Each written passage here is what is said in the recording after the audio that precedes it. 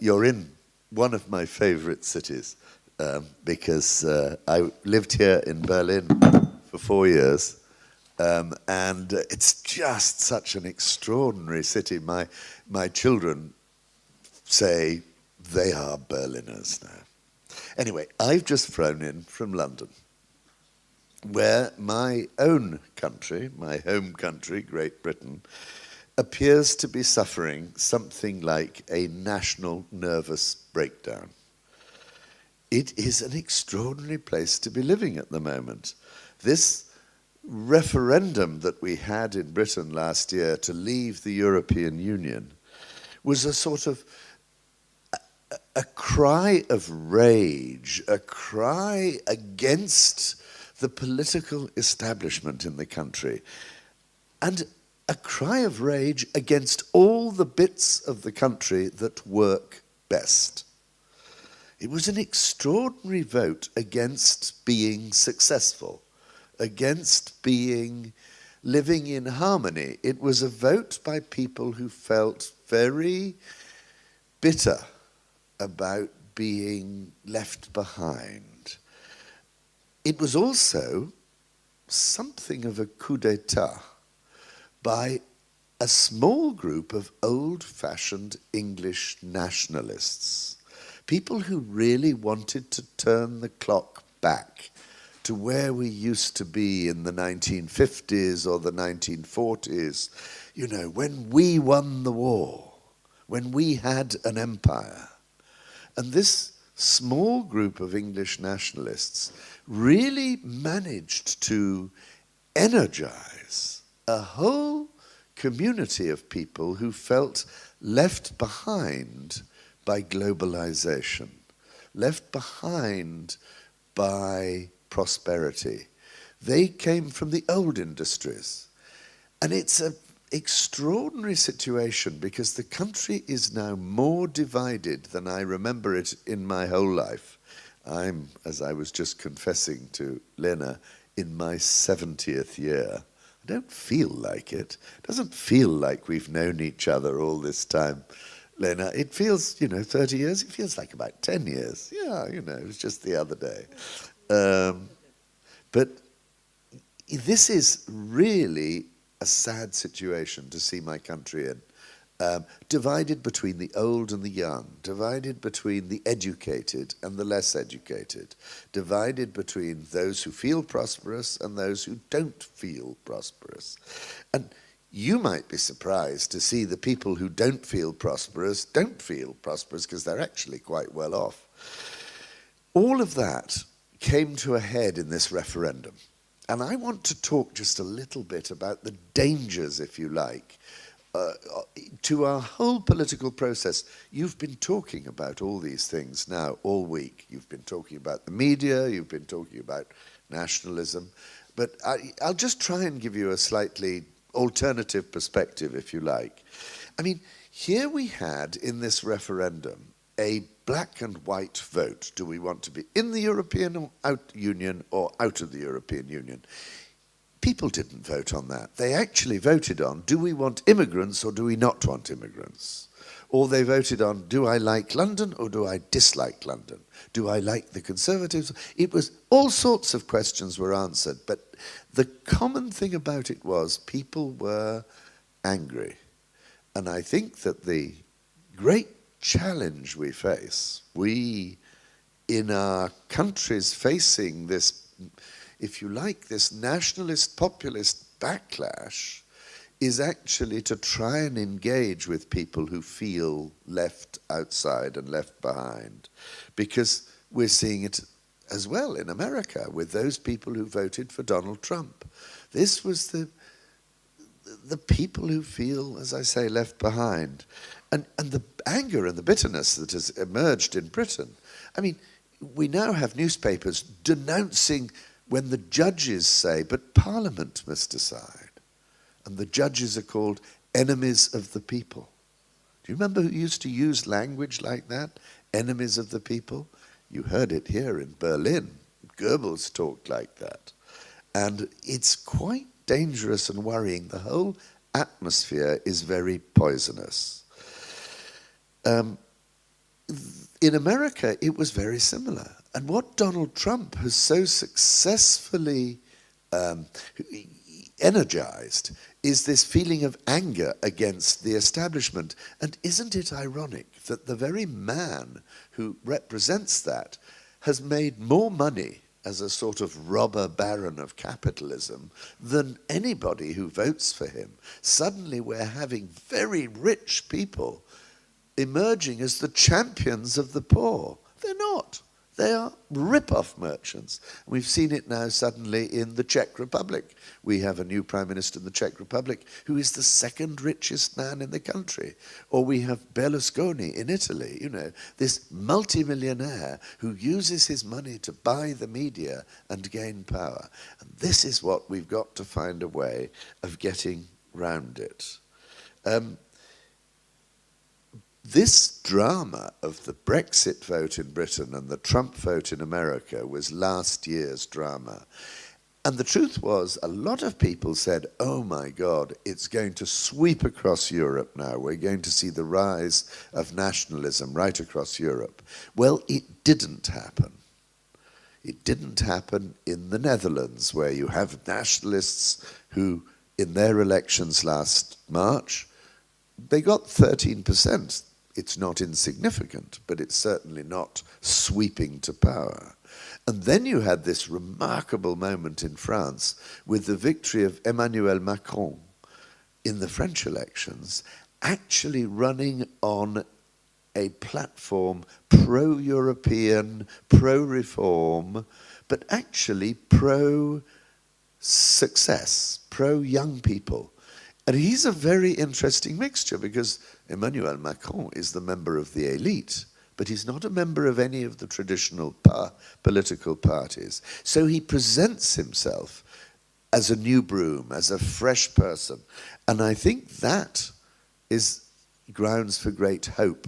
But we're certainly not out of the woods. We're certainly not in a position where we can say this wave of populist nationalism is over, because we've now seen it here in Germany. We've seen the rise of the Alternative für Deutschland, this far-right party that's anti-immigration, anti-Euro, quite nationalist.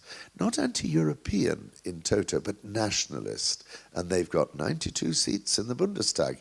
It's less than 13% of the vote, but it still means they will make a lot of noise, and they'll be very visible. And we've seen the rise of nationalism too in countries like Poland and Hungary, where we have governments that are more and more resentful of their history. Poland, anti-Russian and anti-German in equal measures. Hungary, wanting to get back, or at least influence, Greater Hungary, this idea that somewhere Hungary was robbed in 1918 after the First World War.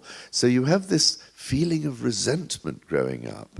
You have the National Front in France, which is very nationalistic, which got certainly 20% plus, 24% of the vote in the first round of the presidential elections. So it's quite a significant portion of the population. And I think you see something very similar in Russia too, where this feeling of resentment about the end of the Russian Empire has been countered with the rise of a nationalist narrative, an old nationalist narrative. You can see it in Britain today, and you can see it in Russia today. Two countries that feel that they have somehow been robbed of their old empire. So is it all part of a trend? What's behind it? And how can we cope with it? Should we be worried? Or should we say, come on, this is just part of, there's populism in all politics? Well, to try and understand it, I want to step back just a little bit. Because, and this is a theme that over the years here at the Moscow School, in Galitsina and so on, I've always talked about the extraordinary process of change that our world has been through in the last 40 years, most of my professional lifetime. a coincidence of different shocks, but nonetheless huge number of shocks, really creating a feeling of insecurity and challenging everybody's sense of identity, national identity, personal identity. So what have we had? Well, in a way, in geopolitical terms, the end of the Cold War was the defining event. 1989, the fall of the Berlin Wall. Here we are, sitting in the middle of Berlin. I'm sure you've all been out exploring around. It's funny, when you walk through Berlin, there are some places where you just cannot imagine there was ever a wall. And there are others where you suddenly realize, oh my God, there was the city completely divided. I mean, I'm staying at the moment just down the road in the Potsdamer Platz. And the Potsdamer Platz was no man's land. It was nothing. You couldn't go there. It had a wall through it, and there was no buildings at all on this side of the wall. And on the other side of the wall, there was a line of flats in the old East Germany, the old German Democratic Republic. The only people who were allowed to live close to the walls and look into the West were foreign diplomats. They were allowed. The poor old Germans were kept well away from the Berlin Wall. But in 1989, the Berlin Wall came down, and that was still a historical event we're still coming to terms with. Because what the end of the Cold War saw was suddenly the re-emergence of old nationalism, of old ethnic rivalries that had been buried in the ideological stalemate. And suddenly, all these little countries that we'd actually almost forgotten existed suddenly popped up again. And at one level, it was a fantastically positive event. This was freedom for little countries like the Baltic republics, Estonia, Latvia, Lithuania. It was freedom for Georgia or Armenia. But the old rivalries and the old friction over borders suddenly re-emerged. So I remember when I was in Moscow and the war broke out in Nagorno-Karabakh between Armenia and Azerbaijan. And it's still effectively unresolved. There is still a conflict there. Or in Georgia with the conflict in Abkhazia or in South Ossetia. That all those tensions, or look at the collapse of Yugoslavia, in the most bitter and vicious civil war, all these things were suddenly both liberation and conflict at the same time. And we haven't come to terms with it yet. But what about, with this nationalism we're seeing, therefore, in Poland, in Hungary, is a consequence of that. It's a revival of nationalism. I remember when I was in Moscow going down to Moldova, to Chisinau. It must have been about 3 months after Ceausescu was executed in Romania, and there was a great demonstration of hands across the border from Moldova into Romania.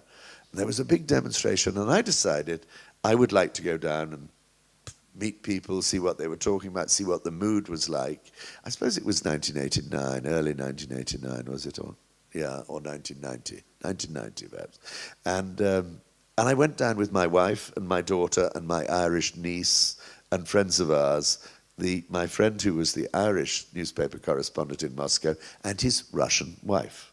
And we all joined the demonstration. We got on the buses, we went to the border, and then we marched across the border into Romania, which in those days was unthinkable. It was a Soviet border, for goodness sake.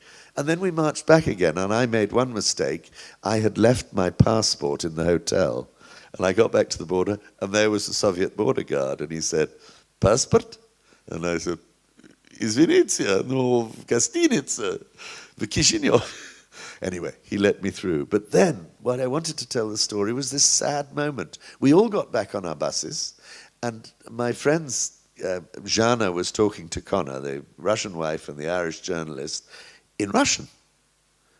And suddenly, the other demonstrators turned on her and said, "You're Russian. Get off our bus. We don't want any Russians on our bus." And I turned to them, me, the silly Englishman who didn't speak very good Russian, and I said, "I'm sorry. This woman is actually 3/4 Armenian. She happens to speak Russian as the common language of the Soviet Union. But if you are turning on her now, then you are abusing the freedom that you are recovering. This is a terrible abuse to let these petty nationalism overcome. And it was a very worrying moment to me about what this revival of nationalism might mean. But that's just one aspect of the end of the Cold War. But look what else happened at exactly the same time. From the beginning of the 1980s, we have this extraordinary geopolitical event, the re-emergence of China as a global power. Suddenly China opened up. And that coincided with this explosion of what we've called globalization, the opening of borders, the opening of trade. And that coincided with the advent of the internet. And so we've experienced an extraordinary, almost triple revolution coming at the same time. So at the one hand you have the end of the Cold War, but the other you have an industrial revolution, the internet, computers and everything else. You have a trade revolution, opening borders and trade opening up across the world. And you have it's like a print revolution, you know, everything becoming, information becoming digitalized. The explosion of information that followed on the advent of the internet. I remember when I got my first computer as a journalist, and it had precisely 3 lines of print on the screen. That was all you had, and you had to keep scrolling up to see the next 3 lines. And I was used to using a typewriter. And I found it really difficult to use this horrid thing. But you could press a button and send your story instantly down the telephone line, still on the telephone lines then. And it would be in London or New York or wherever almost immediately.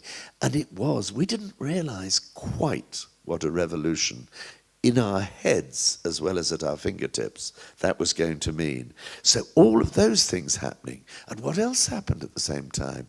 Borders opened up with trade opening up, and we suddenly saw hugely increased flows of people. Again, going back to memories of the dying days of the Soviet Union, what was the greatest form of freedom that my Russian friends all appreciated? The freedom to travel, the freedom to move, the freedom to come here. Suddenly it was possible.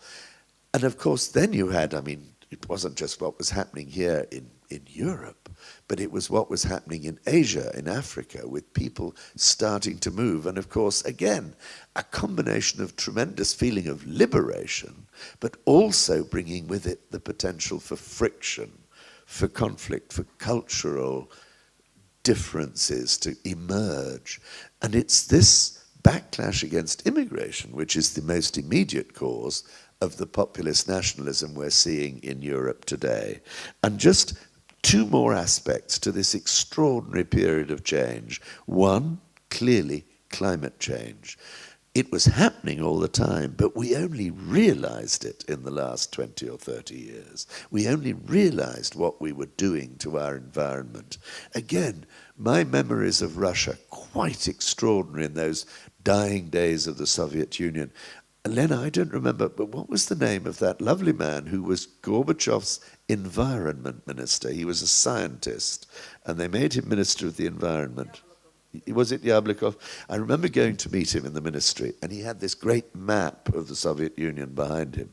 And he said, I just want to tell you what a terrifying prospect I have. And he went from right up in the Arctic Sea and the problems of nuclear pollution as well as global warming, right round through the industrial pollution of Ukraine and the Donbass and all that, and right round to the Aral Sea drying up down in the south of the Soviet Union, and across to Siberia with all the spillages from the oil fields polluting the marshes there and the tundra of Siberia.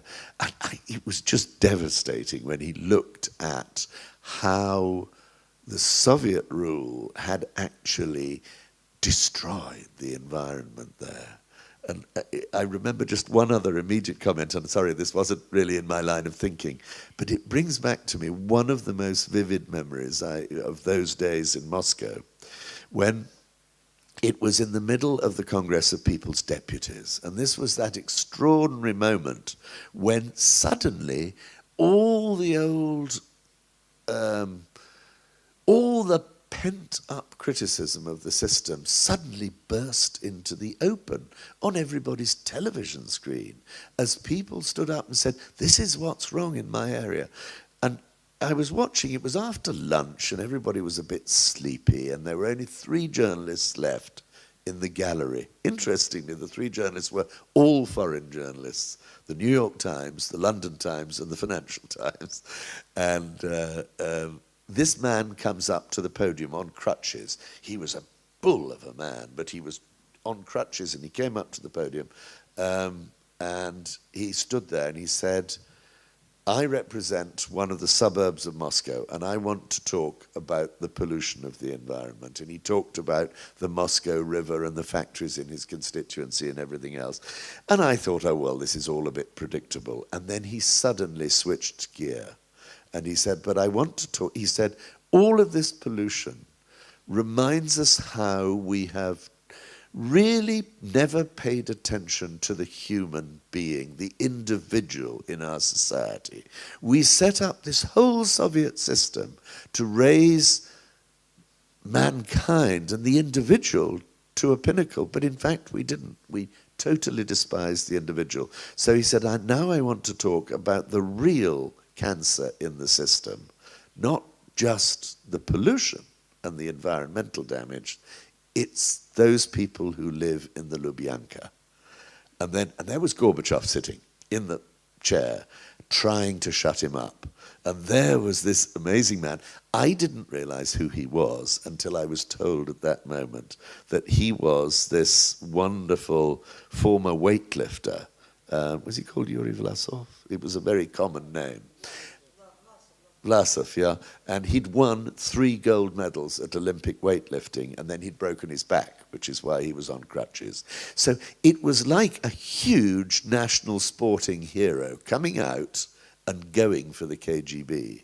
And I remember one of my friends, he might have been you, saying to me, you know, you could have had 1,000 bands. I couldn't stop watching. It was the most riveting moment when somebody finally in public said, you know, there lies the problem.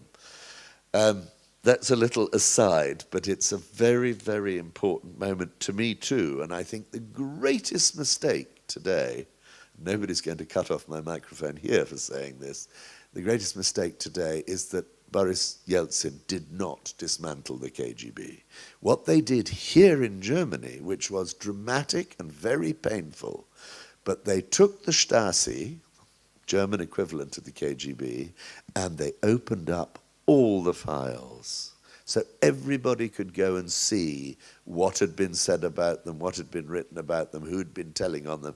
It was a very, very painful process. People found their best friends had betrayed them, their family, their girlfriends, and so one of my journalist friends found his mistress had been telling on him all the time, every time he visited Leipzig, and so on. But it stopped it. It actually stopped that. And that is one of the most important things, a lesson of transparency. We must open up the government to openness. Anyway, sorry, I digress.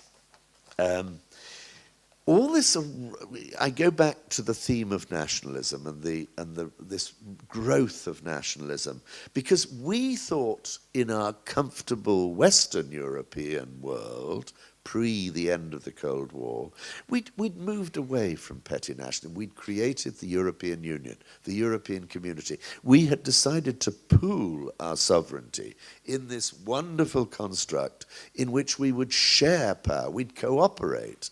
The origin of it, as I'm sure you know, was when Germany and France agreed to pool control of their steel industries so that they would jointly run all the steel industry of Germany and France so that one side could never use its steel industry to rearm against the other side. It was a peace project, and it was an extraordinary achievement. But it's now got clumsy and bureaucratic and a bit old in the bones, like I feel, creaking with my old age. And are we going to abandon that? Are we going to give up? Are we forgetting? Are we forgetting what we did? Well, no, not entirely. The tragedy is that in my country, in Britain, we came late to the European project, and now we appear to be leaving it early. I still believe we may come to our senses, but maybe too late, and decide not to leave the European Union. But in the rest of Europe, as I said, the nationalist surge hasn't really happened, and instead, in Emmanuel Macron, we have a man who's got a real vision of turning Europe back into what he wanted to see, pooling defense capacity, sharing intelligence, but also agreeing on a common asylum policy, a common integration policy for immigrants and so on, to have a common environmental policy, absolutely, and a common energy policy. And he's got a really dramatic vision of the future. Is it going to work? He will depend hugely on how Germany reacts, because Germany, as you know, is clearly the economic power of Europe, but France is once again trying to give the political leadership. And I think it could work. But Europe has become very divided in the last 10 years, really, since the financial crisis, in two ways. North-South divisions over the Eurozone. North-South divisions between the Southerners, Italy, Greece, Spain, who borrowed money to live, and the Northerners who lent the money and then said, you've got to tighten your belts and repay your debts, because otherwise we won't keep backing you. And it's a really difficult division, because it's a different division also psychologically. I think this morning you had a lecture on the Reformation and Martin Luther. One of the fascinating things I find about Germany is how important that moment of history is still today. Quite extraordinary. The morals of Martin Luther permeate the entire worldview of Germany, and above all, its economics. German economics is very moralistic. You don't borrow. A debt in German, the word for debt, you may know, is Schuld. The word for guilt in German, as in I feel guilty or innocent, is Schuld. So if you're a debtor, you're also, almost by linguistic definition, you're guilty. And so this split opened up in Europe through the Eurozone and through that, where the Germans looked at the Greeks and they said, well, come on, you are guilty, you are sinners for borrowing money. We're the righteous ones. That's a very difficult cultural divide to bridge. And then the second division in Europe came with the refugee influx out of the Middle East, from Africa, but above all Syria, Iraq, Afghanistan in 2015. And then Europe split east-west, with the Westerners saying, we must take in the refugees, and Central and Eastern Europe, countries led by Hungary, saying, why should we? This is not our problem. And that problem is also unresolved. So the challenge for the new Macron-Merkel vision of a Europe united is going to be to overcome those real tensions. I don't think, I've just been actually at another debate this morning where I had a Hungarian on the panel, a German, 2 Brits, and a Latvian, and a very interesting debate where the Latvian and the Hungarian came with very different views of what they wanted from the European Union. Very positive view from the Latvian speaker, much more negative view from the Hungarian speaker, because in Hungary this nationalism is very much back again. Now, I mustn't go on too long. How am I doing on time? I will give 5 minutes and then we'll have some questions. Let's see where we go to. I mean, are we just being, there are people who say, my Hungarian speaker said this morning, oh, you attack populism. But populism is part of politics. Populism is normal. Yes, but it's populist nationalism that is dangerous. I think populism as such is a bit what all politicians do. they go to their voters and they say, what do you want? And the voter says, I want more jobs, or I want better social welfare. And the politician says, yes, I'll sort it out. I'll do what you want. But then discovers it's rather complicated. You've got to pay for it, you've got to find money, and so on. But that, in a way, is part of the political process. What's worrying is when those complicated problems are to be resolved by very simplistic solutions, like, it's all the fault of the immigrants. And we've got exactly that debate in Britain. If you look at the reality, we saw a big increase in immigration with the enlargement of the European Union. A lot of Polish people in particular, but also many of Central Europeans, Czechs and Bulgarians and Romanians came to Britain. And the economy grew faster and faster. And then you came to the crash. And everybody turns around and said, but it's all the fault of the foreigners. Rubbish. The foreigners boosted our economic growth. The problem was the financial crash, actually, that we did borrow too much in Britain, we lent too much, it was unregulated, the financial bubble burst. That's not the fault of the foreigners. And there's a horrible mood in Britain today, which is anti-foreigner, and says it's all the fault of the foreigners. Somehow we've got to change that narrative, to turn that narrative back and say, openness is good. To be closed is never an answer. To close your borders and close your minds is totally the wrong answer to give. And all of these things, the trouble is that what we've seen today is that finding these simplistic answers, whether it's through a referendum in Britain or through the sort of fake news that Donald Trump represents in him. He accuses everybody else of fake news. Donald Trump is the source of fake news in America. And it all comes from reality television and his starring role in this world of reality television. He is brilliant at using opinion and fantasy to actually persuade his core electorate of the truth.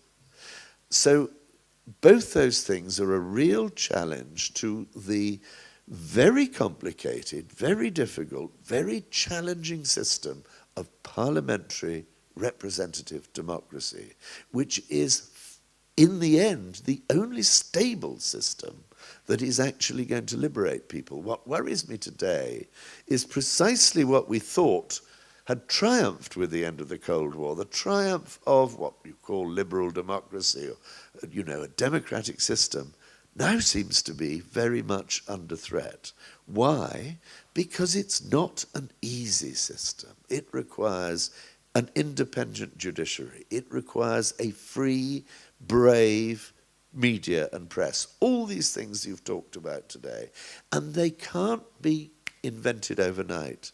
They have to be built up, they have to be learned, they have to be acquired through bravery, through very brave people who stand up and are independent. And as we know in Russia today, some of them pay with their lives. We've also seen in the European Union this brave woman in Little Malta standing up and criticizing, holding the corruption of people in power to light, and getting murdered as a result.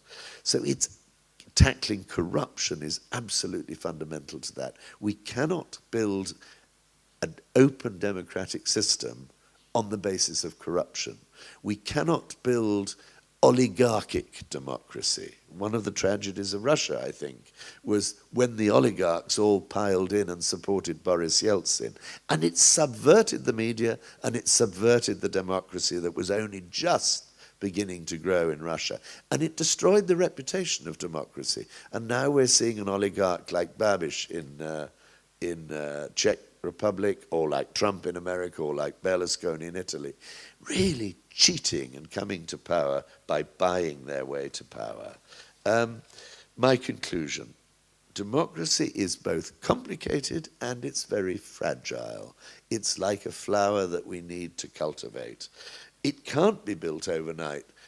I used to work in Africa for 8 years, and when Zimbabwe overthrew Robert Mugabe just 3 weeks ago, one of my friends was saying to me, why are the Africans why don't they have more democratic system? And I said, because we never gave them time to build those democratic systems. We, the imperial powers, ruled them as a dictatorship. And then we suddenly said, oh, right, now you're independent, be democratic. You can't just do it like that. It takes years and years of learning. And you look at Ukraine today. Ukraine probably has the greatest threat to the integrity and independence of Ukraine today is not what's happening in the Donbass. It's not Russian support for separatists, although that's destabilizing enough. No, it's corruption. It's the corruption in the system. And until they can get that out of the system, Ukraine will never be truly free. So the final thing I'd say, I'm a journalist. I've been a lifelong journalist. It's my passion to hold power to account, to actually speak truth to power. I've always said that my inspiration as a journalist was never to tell people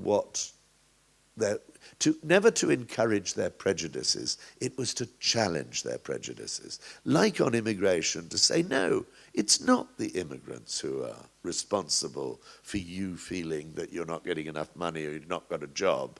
No, the immigration is a very positive thing. You've got to turn it round and challenge people to think that. So making people sit up at breakfast and say, oh my God, I didn't realize it was like that.